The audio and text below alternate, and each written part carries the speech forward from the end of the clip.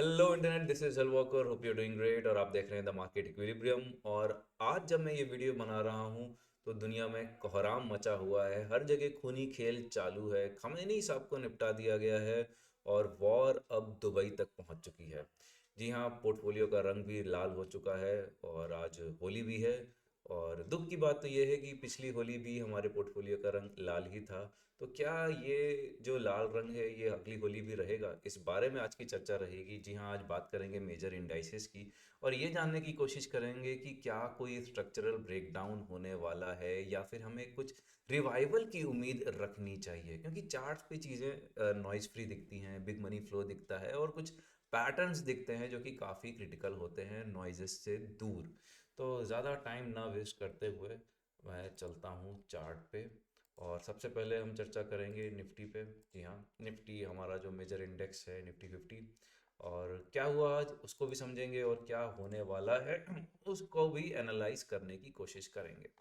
तो आज Nifty open हुआ था कुछ या इस लेवल के आसपास, 24,600 के आसपास ओपन हुआ था और वहाँ से अच्छी खासी रिकवरी देके क्लोज हुआ 24,860। तो मोटा मोटा 24,800 एक स्ट्रॉन्ग सपोर्ट है। और किसी एक महान इंसान ने कहा था कि निफ्टी तब तक बेयरिश नहीं होगा जब तक वो 300 डेमा के नीचे क्लोज करके ट्रेड ना करने लगे। जी हाँ, 300 डेली मूविंग एवरेज के नीचे जब तक निफ्टी नहीं जाता है और उसके नीचे कंटिन्यूस ट्रेड नहीं करता है तब तक निफ्टी बेयरिश नहीं होता। तो एक बार डेली चार्ट खोलते हैं और 300 डेमन लगा के देखते हैं कि क्या उस महान इंसान की बातें काम कर रही हैं कि नहीं कर रही हैं। Moving average, simple moving average चाहिए भाई, सिंपल मूविंग एवरेज मिल गया। और इधर हम टाइम फ्रेम लगा देंगे 300। 300 एक गजब का बेंचमार्क है। वैसे मैं ये पहले यूज़ नहीं करता था, पर वो लाइक जब से उसने कहा है तो मैं ऐसे भी देखने लगा हूँ। ज़रूरी है, ज़रूरी है, समझना ज़रूरी है। Okay, nice. तो जैसा कि आप चार्ट पे देख सकते हैं कि यूजुअली जब भी निफ्टी 300 डेमा के ऊपर सपोर्ट लेता है तो वहाँ से एक बाउंस बनता है। और वहीं ना कहीं कहीं ना कहीं 300 डेमा पे ही निफ्टी का बॉटम भी रहता है। अगर हम पहले की बात करें तो जी हाँ, 12 फरवरी के आसपास, इनफैक्ट उसके भी पहले जनवरी के आसपास 300 डेमा के नीचे कहीं ना कहीं काफ़ी बेयरिश हो गया था निफ्टी। और जब भी उसके ऊपर रहा है अच्छा खासा चला है। इनफैक्ट अगर हम पिछले बुल रन की बात करें, याद आ गया पिछला बुल रन। जी हाँ, एक ज़माने में हम बुल रन में भी थे जब निफ्टी 17,000 से 26,000 तक गया था। तो यहाँ पर एक बियरिश जोन से निकला था निफ्टी और फिर अप्रैल 2023 के बाद लगातार ऊपर चलता चला गया। उसने टॉप बनाया 26,000 समथिंग का, उसके बाद हम आए एक बियरिश जोन में। और वहाँ से हम देखा जाए तो इंडेक्स लेवल पे एटलीस्ट ऊपर है। तो निफ्टी में मुझे ऐसा तो कोई नहीं दिख रहा है कि भाई स्ट्रक्चरल ब्रेकडाउन हुआ है। मुझे लगता है कि यहाँ से सपोर्ट लेना चाहिए, पर हाँ, हमें वीकली क्लोजिंग का वेट करना चाहिए। मेरे हिसाब से इंपॉर्टेंट सपोर्ट तो यहीं कहीं है और इस कैंडल का इंपॉर्टेंट सपोर्ट 24,574 है। अब समझने की कोशिश करेंगे, क्योंकि आज डे वन था इस वॉर के रिएक्शन देने का। तो निफ्टी ने कैसे रिएक्ट किया और क्या चल रहा है, निफ्टी करना क्या चाह रहा है, ये भी समझना ज़रूरी है। तो बेसिकली एक गैप डाउन हुआ था और हम गैप के साथ ओपन हुए, पर ये क्लोजिंग अच्छी है। ये क्लोजिंग ग्रीन है, ग्रीन बॉडी कैंडल है। और अगर ये वीकली क्लोजिंग यहाँ पे कहीं आ गई 25,000 के आसपास तो चीज़ें काफ़ी हद तक बेटर हो जाएंगी। और अगर मैं ये चार्ट सही देख पा रहा हूँ, अगर आप भी देख पा रहे हो, तो निफ्टी कहीं ना कहीं एक कोशिश कर रहा है एक classical cup with handle pattern बनाने की। जी हाँ, ये रहा हमारा कप। ठीक है अभी तक इसका ब्रेकआउट नहीं हुआ है बाय द वे। और इसके बाद ये रहा हमारा handle, but handle is still in the process. ठीक है, अब ये हैंडल ऐसे बन सकता है, हो सकता है कि एक महीने पहले बन जाए, नो आइडिया। पर ऐसा लगता है कि Nifty is destined to make a cup with handle pattern और इसका ब्रेकआउट भी आना चाहिए। देख रहे हो मतलब कितना सुंदर कप है। वैसे तो मैंने इतना सुंदर बनाया नहीं है, पर अगर बनता तो बहुत ही सुंदर लगता। और यहाँ पे कहीं 26,300, हाँ 26,300 के ऊपर जैसी ये क्लोजिंग करेगा वीकली टाइम फ्रेम में, तो एक वीकली टाइम फ्रेम में एक अच्छा खासा पैटर्न ब्रेकआउट हो जाएगा निफ्टी में। और मजे की बात यह है कि तब हमारे साथ जो है आरएसआई भी सपोर्टिव होगा, क्योंकि अभी ये आरएसआई का मुंह नीचे को लुढ़का हुआ है। थोड़ा सा भी अगर ऊपर चलना शुरू करेगा तो एक यहाँ से एक बड़ी रैली बनती है अगर ये ब्रेकआउट होता है तो। इसके चांसेस मुझे बहुत ज़्यादा लग रहे हैं, क्योंकि मतलब आप समझ रहे हो कि एक इंडेक्स पूरी कोशिश कर रहा है वो पर्टिकुलर पैटर्न बनाने की। और ऐसा नहीं है, ये पैटर्न ऐसा कुछ नहीं है कि ये पहली बार बनाया है, ये पैटर्न इसने पहले भी बनाया था।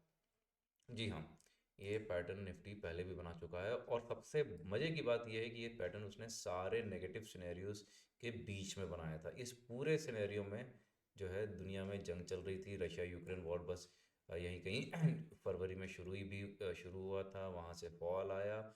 और यहाँ पे भी आप देखोगे कि एक classical cup with handle pattern breakout हुआ था, उसके बाद इसके टारगेट्स भी आ गए थे। और इस बीच बहुत सारी कहानी हुई भाई, ये इस वक्त जो है हिंडनबर्ग की न्यूज़ आई थी, क्रेडिट स्विस बैंक जो है वो क्या बोलते हैं, बैंक्रप्सी डिक्लेयर कर दी थी। और बहुत कुछ हुआ था, बहुत कुछ जियोपॉलिटिकली भी हुआ था। और सेम सिनेरियो यहाँ पे भी बन रहा है, मिडिल ईस्ट में हालत ख़राब चल रही है और गोल्ड के प्राइसेस बहुत ज़्यादा हैं। पर क्या है ना कि ये जो बुल मार्केट है ये अनसर्टेनिटी के बीच में ही कहीं ना कहीं शुरू होता है। और एक चीज़ मैं और बता दूं कि अच्छा भाव हमेशा नेगेटिव सिनेरियोज में ही मिलता है, ठीक है। अच्छा भाव एज इन कि क्रैश्ड और सस्ता भाव। तो मुझे लगता है कि structurally Nifty is still bullish. और जब तक ये क्या कहते हैं, ये लेवल होल्ड कर रहा है, ये लेवल है 24,600 के अराउंड, मतलब बेयर मिनिमम आप पकड़ लो 24,550 का। जब जब तक लेवल जो है निफ्टी 50 होल्ड कर रहा है, तब तक कोई एक बड़ा स्ट्रक्चरल ब्रेकडाउन मुझे यहाँ पे नहीं दिखता है। दूसरे इंडेक्स की अगर बात करें तो निफ्टी आईटी में क्या चल रहा है। निफ्टी आईटी में ऑलरेडी एक स्ट्रक्चर ब्रेकडाउन हो चुका है, और वो है inverse head and shoulder pattern. But यहाँ पे ये एक क्या कहते हैं, बियर ट्रैप भी हो सकता है, सॉरी बुल ट्रैप भी हो सकता है।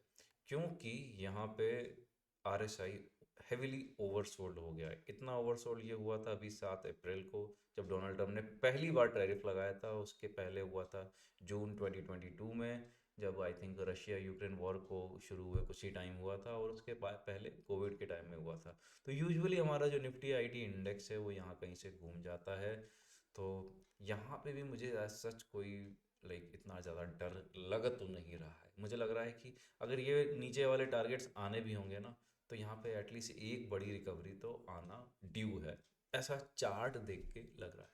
दूसरे इंडेक्सेस में अगर देखें तो यस, माइक्रो कैप की बात कर लेते हैं। निफ्टी माइक्रो कैप 250 इंडेक्स हमारे इंडिया के क्या बोलते हैं, रिटेल इन्वेस्टर का पोर्टफोलियो है भाई ये, ठीक है। तो यहाँ पे एक ट्रेंड लाइन है, और यस ट्रेंड लाइन से सपोर्ट ले लिया है दूसरी बार। तो यहाँ पे भी कोई स्ट्रक्चर ब्रेकडाउन तो मुझे नहीं दिख रहा है। अदरवाइज स्ट्रक्चर ब्रेकडाउन ऐसा होता कि भाई इस ट्रेंड लाइन के नीचे क्लोज करता और एक बड़ी सी लाल कैंडल यहाँ पे बनती, जिसमें ऐसा कोई रिकवरी नहीं होती। तो मुझे लगता है कि कहीं ना कहीं माइक्रो कैप 250 में भी बॉटम फॉर्मेशन की यहाँ पे तैयारी चल रही है, बहुत ही अच्छे से चल रही है। तो ये थे हमारे मेजर इंडेसेस जिस पे हम ट्रेड करेंगे। बैंक निफ्टी का मैं क्या ही बोलूँ, बैंक निफ्टी इज ओके, सबसे बुलिश इंडेक्स रहा है पिछले 1 साल में। तो ये भी कहीं ना कहीं ट्रेंड लाइन के पास, ओह भाई ट्रेंड लाइन से थोड़ा सा पहले से घूम गया, नाइस। भाई ये कि इतना स्ट्रांग है ना बैंक निफ्टी, मैं बता नहीं सकता भाई। लगातार इसमें एंट्री नहीं मतलब एंट्री खोजना बहुत मुश्किल हो गया है। मेरे हिसाब से जो इसके लिए बेस्ट लेवल्स रहेंगे जहाँ पे इसे बाई करने की कोशिश एटलीस्ट करनी चाहिए, वो है 58,700 का। और फिर इसको आराम से जो है होल्ड करना चाहिए इसके लाइफ हाई तक। इनफैक्ट उसके ऊपर भी तो यहाँ पे जाने की संभावना बन रही है। जैसे ये लेवल कट जाएगा ना 61,700, फिर देखिएगा आप निफ्टी बैंक आपको 63,000 64,000 के लेवल भी दिखा देगा। और हो सकता है किसी साल दिखा दे। जी हाँ, इतने सारे नेगेटिव सिनेरियोज के बाद भी there is a high possibility for that, ठीक है। तो मेजर इंडेसेस की बात हो गई, देखो आईटी हो गया हमारा, बैंकिंग हो गया, निफ्टी की बात कर ली, और पब्लिक के पास जो निफ्टी स्मॉल कैप 250 इंडेक्स है वो भी। तो ऐसा कोई स्ट्रक्चरल ब्रेकडाउन मुझे आज के प्राइस एक्शन में नहीं दिखा। यस इंडिविजुअल स्टॉक्स में चीज़ें बेकार हो सकती हैं, अगर वो like crude oil related stocks हैं तो कुछ ना कुछ उधर पैनिक मचा होगा, आई कैन अंडरस्टैंड। पर इंडेक्स लेवल पे जिन्होंने भी इंडेक्स बाय करके रखा हुआ है, मुझे नहीं लगता कि उन्हें ज़्यादा पैनिक करने की ज़रूरत है। ये बात अलग है कि हमारा जो मेजर इंडेक्स है निफ्टी 50, वो कहीं ना कहीं साइडवेज है, अभी उतना बुलिश नहीं है। पर कोई नहीं, लग या ये बेचने वाला सिनेरियो मेरे हिसाब से नहीं है। और इनफैक्ट अगर ब्रेकआउट हो जाता है 26,300 के ऊपर, वो मार्च एंड या अप्रैल फर्स्ट वीक में, जहाँ तक पॉसिबिलिटी लग रही है, एक बार मैं चार्ट ही खोल लेता हूँ, ठीक है, तो वो एक बड़ी रैली भी बन सकती है। और ये बड़ी रैली हो सकता है कि 1 साल तक चले, जी हाँ। तो यहाँ पे जो पैटर्न बन रहा है, तो उसमें टाइम लगता है, ऑफकोर्स टाइम लगता है। इसने जो यहाँ पे बनाया था दिसंबर 2025 में, यहाँ पे एक लेवल ब्रेकआउट करने आया था, नहीं किया। अब यहाँ पे जो है कंसोलिडेशन चल रहा है। अगर ये लेवल बच गया तो ये जो ऊपर के जो टारगेट्स हैं ना, ये जो 26,300 के, ये बहुत जल्दी आएंगे। इसके लिए शायद हो सकता है 27 अप्रैल तक वेट भी ना करना पड़े। हो सकता है कि ये मार्च के एंड में ही आ जाए, हो सकता है 30 मार्च को ही आ जाए, यू नेवर नो। तो उसकी पॉसिबिलिटी सबसे ज़्यादा है। तो मेरे हिसाब से तो लाइक जो जितने भी लॉन्ग टर्म इन्वेस्टर्स हैं, वो आराम से अपनी पोजीशंस को होल्ड कर सकते हैं, अगर वो कैश में बैठे हैं तो that's my view. Let me know in the comments आपके क्या व्यू हैं, क्या मार्केट यहाँ से और ज़्यादा पैनिक में गिरने वाला है। Hello Walker signing out, piece.